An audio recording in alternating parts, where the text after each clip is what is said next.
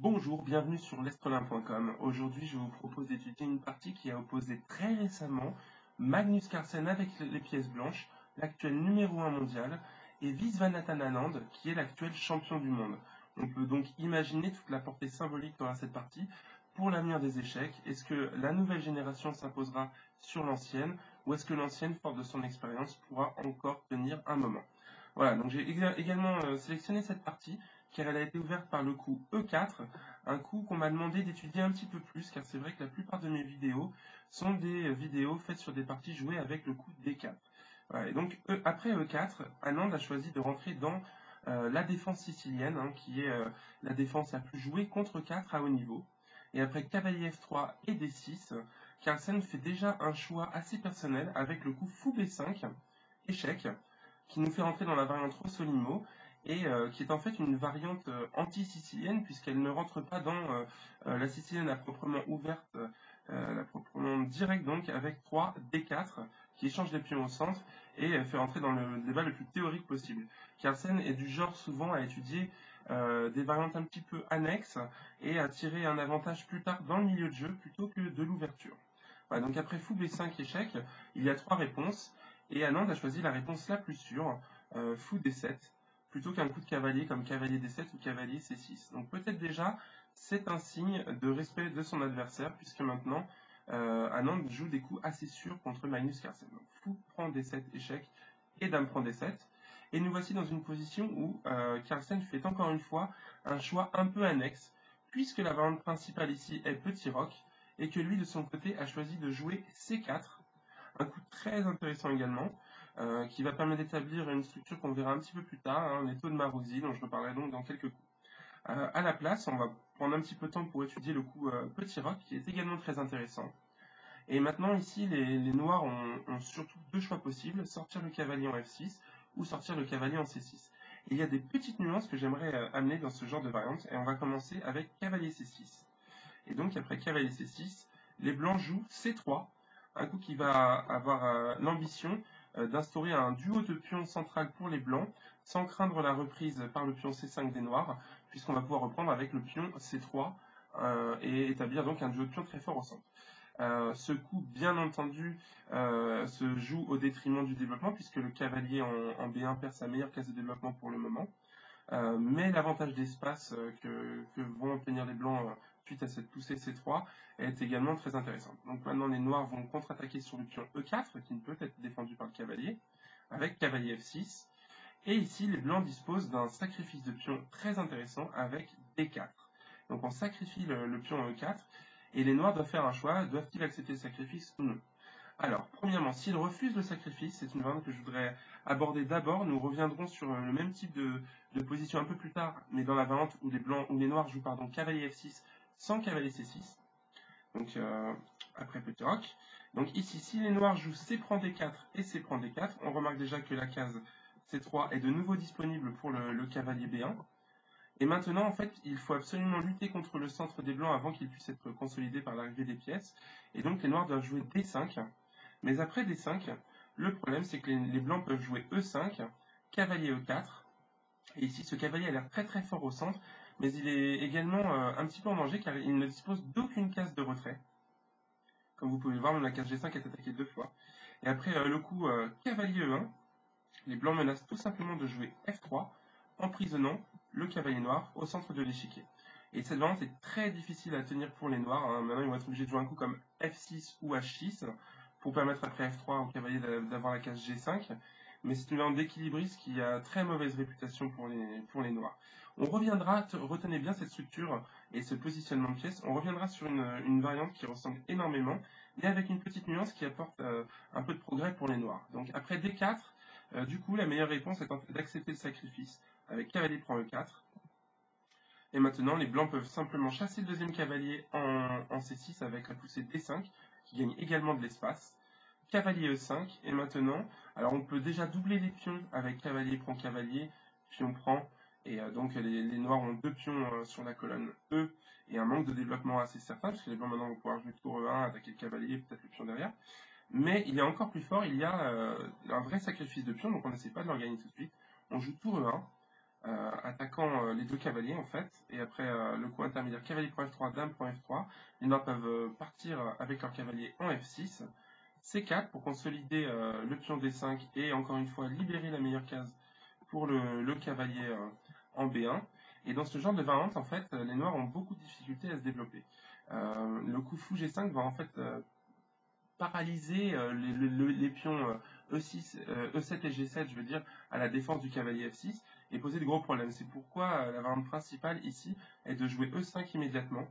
Mais après E5, on peut prendre en passant avec pion prend, fou G5, fou E7, cavalier C3. Et on va voir que dans cette position, les blancs ont une excellente compensation pour le pion de moins, avec un pion faible en B7 et deux pions très très faibles en D6 et E6. Très difficile à protéger. Aucune avancée n'est possible sans concéder de cases importantes aux blancs. Et les blancs vont pouvoir encore renforcer leur attaque avec l'arrivée de la tour en D1 et éventuellement le passage de la dame en H3 pour attaquer le pion E6. A noter également que le cavalier des blancs peut sauter en B5 pour taper sur le pion D6 et éventuellement menacer un jour une fourchette en C7. Donc c'est une position dans laquelle les noirs sont vraiment sous pression et que Anand aurait peut-être un petit peu rechigné à jouer. Voilà, donc maintenant on va revenir à Petit Rock et ici les noirs jouent également cavalier F6 et maintenant le fait que le cavalier ne soit pas en C6 va interdire aux blancs de gagner un temps dans les variantes avec C3, D4 et D5 et donc on ne peut pas jouer la variante de la même façon que tout à l'heure. Ici les blancs sont en fait un petit peu obligés de protéger leur pion et le coup principal est tour E1. Maintenant, il faut savoir également que d'autres grands joueurs ici jouent la variante différemment, notamment Adams, l'anglais, qui joue ici E5, et après pion prend E5 et cavalier prend E5, les noirs doivent être très vigilants. La dame est attaquée, il faut lui trouver une bonne case, et en fait, contrairement à ce qu'on pense, la meilleure case n'est pas C7, mais c'est C8. Et voilà, le meilleur coup en fait ici est dame C8, avec un jeu un petit peu passif pour les noirs, mais solide, car s'il joue dame C7, il s'expose à des variantes assez agressif de la part des blancs, comme D4, qui ouvre en fait le jeu pour le fou des cases noires, qui va immédiatement pouvoir sortir et aller en F4. Et il faut immédiatement jouer le pion E en E6 pour permettre au fou de s'interposer en D6. Et donc on joue E6, fou F4, fou D6. Et maintenant on a l'impression que les noirs ont stabilisé leur centre, ils sont prêts déjà à jouer le cavalier en D7 ou C6. Mais il y a encore un coup intéressant pour les blancs, cavalier A3, et le cavalier en A3 est très fort puisqu'il va viser à la fois la case B5 et donc menacer de s'échanger contre le fou, puis de menacer une découverte du cavalier en G6, c'est en fait ça la menace. Donc cavalier B5, cavalier prend D6, suivi de cavalier G6 avec une double attaque du fou sur la dame et du cavalier sur la tour, qui a une qualité. Et dans le même temps, le cavalier peut également viser C4, où il pressurisera tout de même le fou en D6 et permettra d'être certain d'installer un très fort cavalier en E5. Voilà, donc c'est le genre de variante qu'on n'a pas envie de jouer avec les blancs. Et ensuite, si les noirs à la place jouent dame C8, il faut quand même encore faire attention, puisque les blancs ici peuvent jouer dame F3, E6, et dans cette position, les blancs ont encore des plans assez agressifs, puisqu'on va voir que la dame ici exerce une pression importante sur le pion B7, et que généralement cette pression est renforcée plus tard par l'arrivée d'un cavalier via A3 ou par le cavalier E5 en C4 suivi de cavalier A5, et le pion B7 est souvent en danger. En fait, cette variante-là a déjà causé de très mauvaises aventures à Sergei Karyakin, un des meilleurs joueurs actuels, qui en 3 parties contre Vladimir Baklan et Morozevich n'a tiré qu'un demi-point. Donc c'est pour vous dire que même si ces positions ont l'air simples, avec relativement peu de pression, il faut faire attention à l'image de ce grand joueur Karyakin qui a perdu beaucoup de points Elo sur cette variante. Revenons à la partie maintenant, et après dame prend D7, donc Magnus Carlsen a décidé de jouer C4, une variante beaucoup plus positionnelle et calme que la variante avec Petit Rock que nous venons de voir. Et après cavalier F6 attaquant le pion E4, les blancs ont joué cavalier C3, c'est assez logique. Et maintenant, il faut penser au développement du fou en F8. Et Anand a choisi de jouer le fou en fianchetto à la manière d'une sicilienne dragon, plutôt que de jouer E6. En fait, si on joue E6, après roc, fou E7, D4, pion prend, cavalier prend, on va se retrouver avec le même type de structure côté blanc, donc les pions C4 et E4 qui verrouillent la case D5 complètement. Et donc, en fait, les blancs vont avoir un plan simple qui va être de pressuriser le pion D6, qui est sur une colonne semi-ouverte à l'avantage des blancs, sur laquelle les blancs vont pouvoir installer de nombreuses pièces lourdes. Le fou, en plus de cases noires, est le meilleur fou pour pouvoir après attaquer ce pion D6. Les cavaliers pourraient également sauter en B5 pour le pressuriser, donc c'est un jeu positionnel calme avec une menace lourde qui pèse sur ce pion D6. Toute l'idée est de savoir si les noirs vont pouvoir pousser D5 un jour pour échanger des pions et se libérer, ou s'ils n'y arriveront pas. Et c'est le genre de débat que nous verrons également dans la partie. Alors, après cavalier C3, donc les noirs ont joué G6, et maintenant D4, pion prend, cavalier prend, fou G7, nous ramène dans le même type de position, à ceci près qu'ici, le pion D6 est plus solide car le pion 7 n'a pas encore bougé. Donc ce pion n'est pas encore un pion arriéré, il a encore une certaine solidité. En fait, les blancs dans ce genre de position ont tendance à vouloir occuper la case 5, D5 pardon, avec le cavalier afin de pressuriser toute la position adverse et de les tenter de jouer E6, après quoi le cavalier peut battre en retraite et nous avons obtenu une grosse faiblesse en D6 à attaquer ensuite calmement. Voilà, donc maintenant les blancs ont joué F3, et on va donc voir que les pions blancs se positionnent tous sur les cases blanches, ce qui est assez intelligent puisque maintenant donc, ça solidifie le pion 4 notamment, et ça va laisser les cases noires complètement libres, notamment pour ce fou de cases noires en C1, et la dame qui va pouvoir ensuite s'installer en D2. Et ici, donc, le coup principal, c'est cavalier C6. On peut également jouer petit roc. Mais on va voir que Anand a travaillé à la maison, puisqu'ici, il joue une variante très très peu jouée. Dans ma base de données, je n'ai que 4 parties avec ce coup. Il s'agit de dame C7. Alors, dame C7, en fait, l'idée, ça va être de tout de suite repositionner la dame sur une case plus active, en profitant du fait que le cavalier en B8 ne gêne pas encore sur la colonne C, en étant en C6. Et donc là, on va voir qu'il y a un petit problème sur la case C4. Et maintenant, les blancs sont obligés de jouer B3. Et les noirs continuent avec dame A5, clouant le cavalier C3 sur le roi.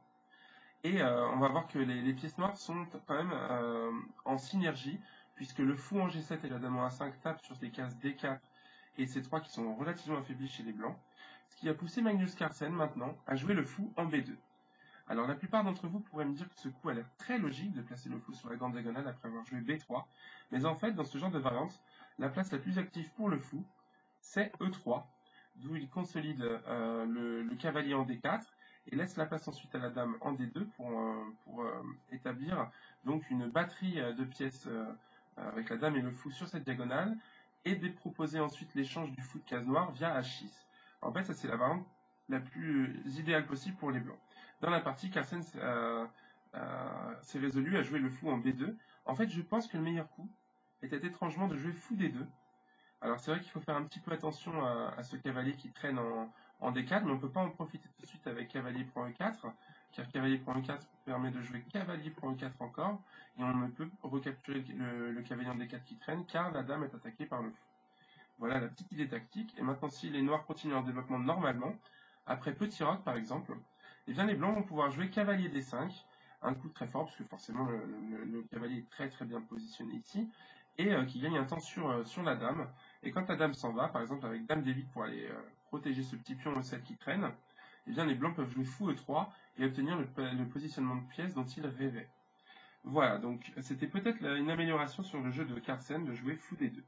Lui a joué quelque chose d'assez solide, mais un petit peu plus statique, donc avec fou B2, qui a permis aux noirs de continuer avec cavalier C6, petit roc, petit roc. Et maintenant, il faut faire attention pour finir le développement des blancs. Par exemple, s'ils continuent avec dame D2, un coup qui a l'air assez logique, et bien maintenant ils vont souffrir de cavalier prend E4. Et il y a un problème, puisque le cavalier en D4 est maintenant attaqué 2 fois, et on ne peut prendre en intermédiaire parce qu'il y a cavalier prend dame qui attaque en plus la tour. Voilà. Donc cette variante ne fonctionne pas, et les blancs sont donc obligés de jouer quelque chose d'autre et de consolider leur cavalier D4, qui pour l'instant est sous le feu des pièces légères noires. Donc ici, les blancs ont joué cavalier CE2. Encore une fois, un placement de pièces un peu étrange, mais en fait, les cavaliers sont très bien positionnés dans ce genre de configuration, car un cavalier sur les cases blanches ici attaque toutes les cases noires qui se trouvent autour des pions blancs qui, eux, s'occupent complètement des cases blanches. Donc ici, les noirs ont joué tour F en D8. Je pense qu'un autre plan intéressant ici, plutôt que de tout de suite axer le jeu sur la colonne D, était de jouer le cavalier en D7, ce qui libère déjà un petit peu la puissance du fou en G7, et permet dans certaines variantes, donc pas ici mais un peu plus tard, de prendre d'assaut la position blanche via les cases noires, en C5 et B4, et notamment d'essayer d'installer un fort cavalier en D3. C'est un thème qu'on retrouve dans ce type de structure, en fait, assez régulièrement. Donc ici, tour FD8, et maintenant fou C3 chassant la dame, dame B6. Alors dame est encore une fois bien placée ici, puisque elle cloue le cavalier en D4, et donc met encore une fois une pression sur ce cavalier, chose que Magnus Carlsen n'a pas toléré longtemps, puisqu'il joue immédiatement roi H1, libérant donc son cavalier en D4. Ici, certains grands maîtres ont un petit peu critiqué le coup qui est pourtant tout à fait logique de Viswanathan Anand, au vu de ce qui s'est passé dans la partie. Certains ont conseillé de jouer le coup préparatif E6 afin d'essayer de jouer D5, mais c'est pas une variante très simple pour les noirs non plus, puisque maintenant les blancs peuvent se développer tranquillement avec dame D2 et ensuite amener une tour en D1 pour continuer à mettre sous pression le pion D6, et on ne peut se libérer en jouant D5, car ici il y a une petite pointe tactique, je ne sais pas si vous l'avez vu. Je vous conseille de mettre pause pour la découvrir ensemble, enfin pour la découvrir de votre côté si vous voulez vous entraîner en termes de tactique. Et sinon pour les autres, je donne la solution tout de suite. Il s'agissait d'abord d'échanger quelques pièces avec cavalier prend C6, un échange très important, vous allez voir, puisque ce cavalier en C6 défendait la case clé de cette variante. J'en parlerai un petit peu plus tard. B prend C6, C prend D5, C prend D5. E5, cavalier D7, donc ça c'est des petits coups pour stabiliser un petit peu. Et maintenant, la clé en fait, c'est de jouer fou A5, voilà la menace des blancs, qui empale donc dans une enfilade la dame et la tour noire en D8. Et donc en fait, c'était à ça que servait l'échange de cavalier en C6, c'était d'éliminer le défenseur de la case A5 et donc de permettre cette enfilade qui gagne la qualité. Donc ici, les blancs ont un bon avantage. Et donc, dans cette variante, Anand a refusé de jouer E6. Il a joué immédiatement D5, le coup libérateur thématique quand on a les noirs, mais qui paraît difficile à jouer. En fait, ici, c'est possible, malgré la présence des deux pions C4 et E4, à cause de problèmes tactiques du côté des blancs, avec une tour en face de la dame en D1, et donc avec une belle tour en D8, ainsi que la présence d'un excellent fou en G7, et d'une grosse pression du coup sur le cavalier en D4. Alors voyons ce qui pouvait se passer. Alors si on capture le pion par exemple avec C prend D5, eh bien les noirs peuvent simplement sacrifier le cavalier en D5 avec cavalier prend D5. Et après pion prend et tour prend, on va voir que le cavalier en D4 est cloué, est attaqué 4 fois, défendu seulement 3, et on ne peut tout simplement pas le défendre une fois de plus. Il faut se résoudre à donner la pièce de plus, et après des coups comme dame E1, on échange toutes les pièces en D4. Les noirs perdent le pion en E7, et donc on se retrouve à égalité matérielle. Et après tour à D8, on voit évidemment que ce sont les noirs qui sont les mieux développés, les plus actifs. C'est pourquoi dans la partie, Magnus Carlsen a décidé de jouer cavalier prend C6, un coup qui, je vous le rappelle, donc va peut-être permettre d'activer la menace en A5. Et après B prend C6, il libère sa dame de la pression de la tour D8 avec dame E1, qui contre en plus en menaçant fou A5 immédiatement. Alors ici, je pense que Anand fait sa première erreur. Je pense qu'il fallait jouer un coup, même si ça paraît un petit peu risqué de mettre un pion en avant comme ça, un coup comme A5, qui met donc un petit peu le pion sous pression, mais permet à la tour de défendre la case A5, qui est une case clé, comme on le voit depuis tout à l'heure. Au lieu de ça, il a tout simplement poussé sa tour de la colonne D, où elle était très active, c'est ça que je reproche à son coup, et il joue tour DC8. Voilà, donc la tour, on va pas dire qu'elle est horrible, mais elle était déjà sur un poste actif, et il va mieux essayer d'activer l'autre tour avec A5, je pense. Et Carlsen ici va pouvoir jouer un sacrifice de pion très très fort, et sûrement inattendu de la part d'Anand. Il joue E5, attaquant le cavalier qui n'a que peu de cases, hein, et maintenant cavalier E8 permet E6, le vrai sacrifice de pion. Comment réagir à ce sacrifice de pion? Dans la partie, Anand a décidé de capturer en E6, donc on verra un peu plus tard comment ça se passe dans ce cas-là. Mais il existe deux autres variantes possibles. On pouvait éviter que cet échange arrive avec par exemple le coup F5, qui est intéressant. Et l'idée de ce genre de coup, en fait, est de lancer un débat. Ce pion en E6 est-il fort ou se révélera-t-il être une faiblesse plus tard dans la finale? Parce qu'il est quand même très loin dans la position adverse, un peu seul, et on peut se demander si en finale il ne pourrait pas tomber tout simplement. En fait, cette variante donne un jeu assez équilibré mais dynamique dans lequel les blancs peuvent encore sacrifier un pion avec tour D1, et après D prend C4. En fait, on ne recapture pas tout de suite, on joue tour D7, et l'invasion de la tour sur la 7e rangée donne une excellente position aux blancs. Donc c'est le genre de position que j'imagine Anand a rechigné à jouer contre Magnus Carlsen. Et Et donc, bon, ici, on peut jouer d'autres coups également, hein. On peut jouer par exemple Dame 3 qui me paraît très intéressant. Dame 3, donc, qui propose d'échanger la dame assez rapidement, puisque la dame en E3 est vraiment trop gênante. Elle attaque beaucoup de pièces. Elle vise déjà le pion E6 qui est fragile. Donc, voilà, c'est le genre de variante quand même qui était jouable. Mais en fait, je pense que dans cette position, le meilleur coup, il a l'air visuellement antipositionnel, puisqu'il s'agit de jouer F6 et d'enfermer le fou en G7 pour un moment. Donc ça paraît très très laid. Mais comme tout à l'heure, en fait, on va essayer de stabiliser un peu le jeu, de limiter au maximum l'attaque potentielle des blancs et de jouer plus tard sur des faiblesses de pions chez les blancs. On pourrait continuer par exemple avec tour D1 pour avoir avec la même idée de faire entrer un jour la tour sur la 7e rangée après l'échange de ce pion D5 qui est attaqué. Mais ici, en fait, les noirs peuvent jouer D prend C5, D prend C4, pardon, et après B prend C4, il y a cavalier D6, fermant la colonne D, donc privant les blancs de leur plan de rentrer à la tour pour l'instant en 7e rangée en tout cas. Et maintenant, on va voir que surtout le pion C4 va devenir fragile. Il y aura moyen de le pressuriser plus tard avec Dame C5 notamment, et peut-être de le gagner même. Donc c'est le genre de partie dans lequel je pense que les noirs avaient également des chances. Après E6 et F prend E6, en revanche, les noirs ont un pion de plus, mais je pense que seuls les blancs ont des chances de gain. Alors la partie a continué avec cavalier F4, pointant directement la faiblesse en E6. Fou prend C3, Dame prend C3. Et maintenant, Anand va tenter de stabiliser le jeu au centre, hein, parce que tous ces pions sont un petit peu en l'air, même s'il y a une impressionnante masse de pions. Les pions doublés sur la colonne E sont quand même relativement fragiles. Et donc, il va jouer D4 immédiatement. Dame D2.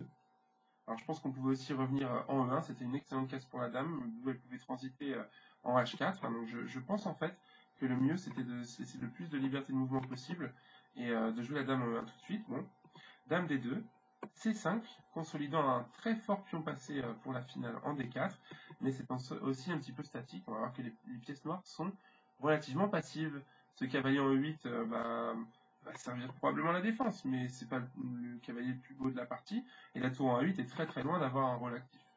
Voilà, donc ce sont des compensations que Carlsen espérait suffisantes pour son sacrifice de pion. Maintenant, il joue simplement la mobilisation de ses pièces, hein. C'est important de ramener toutes ses pièces en jeu pour profiter de son avantage sur la colonne E notamment. Il joue donc tour A E1, attaquant le pion 2 fois, cavalier G7. Et maintenant, un coup qui a dû totalement surprendre Anand et qui montre vraiment la profondeur de compréhension de Carlsen. Il joue G4, affaiblissant énormément son roi et lançant en fait les pions à l'assaut du roc adverse. Le roi des blancs ne peut en fait pas être facilement inquiété car les noirs n'ont pas de fou par exemple sur cette grande diagonale, et en cas de pression avec la dame, ils n'ont qu'à jouer par exemple roi G2 ou roi G1 pour supprimer tout danger.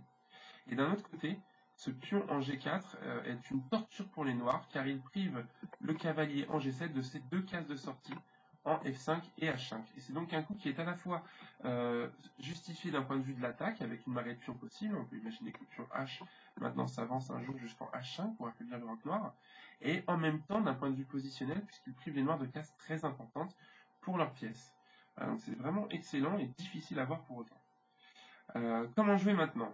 Alors je pense que la suite jouée par Anand est très solide, mais qu'il y avait une variante un peu plus active qui était également possible.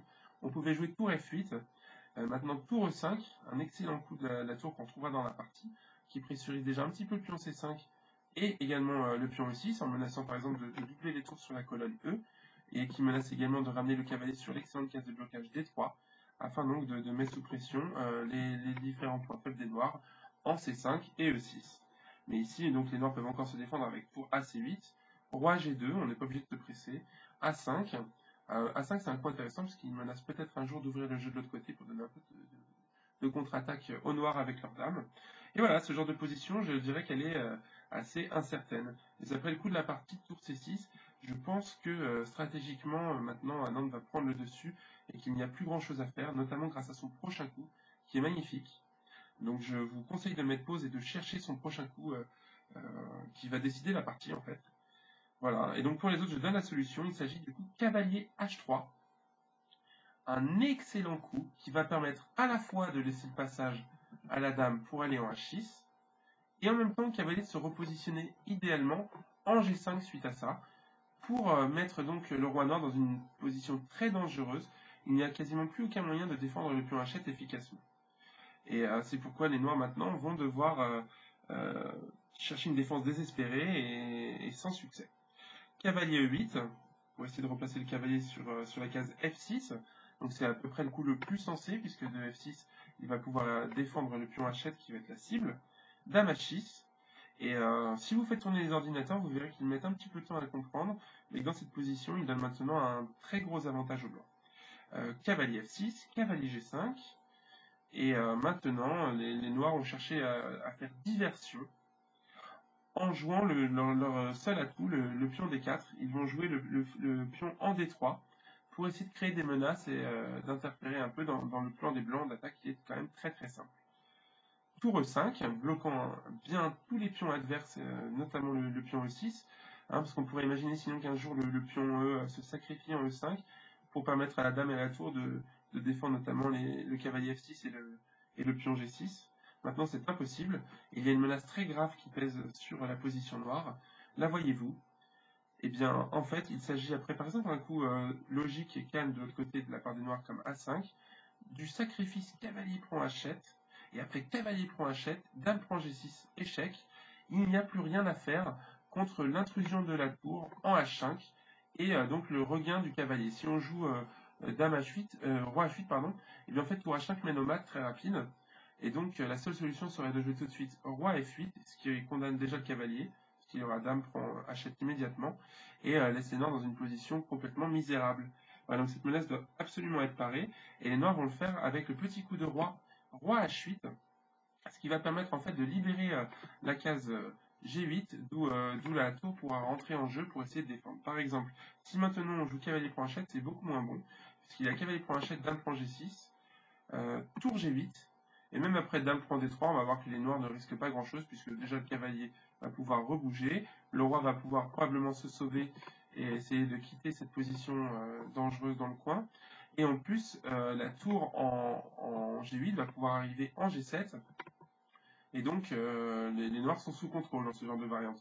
Ils ont une pièce de plus contre quelques pions qui sont quand même très dangereux, donc il y a encore de la possibilité d'essayer de gagner pour les deux camps, mais c'est pas du tout le meilleur, et donc Carlsen ici a calculé proprement, et après roi H8, il a joué simplement tour D1 pour éliminer le seul contre-jeu de son adversaire.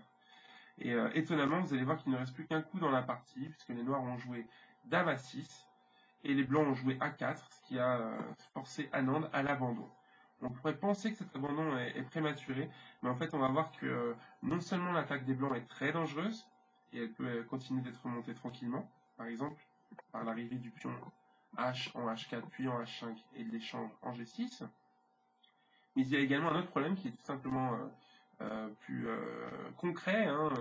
Il s'agit de la perte de tous les pions faibles chez les noirs, puisqu'après A4, les noirs sont complètement paralysés, ils vont perdre tous leurs pions. Si on joue une tour en D8 ou en D6 pour protéger le pion D3, en fait, eh bien, par exemple après tour D8, eh bien, on subit une fourchette avec cavalier F7 qui perd la partie immédiatement.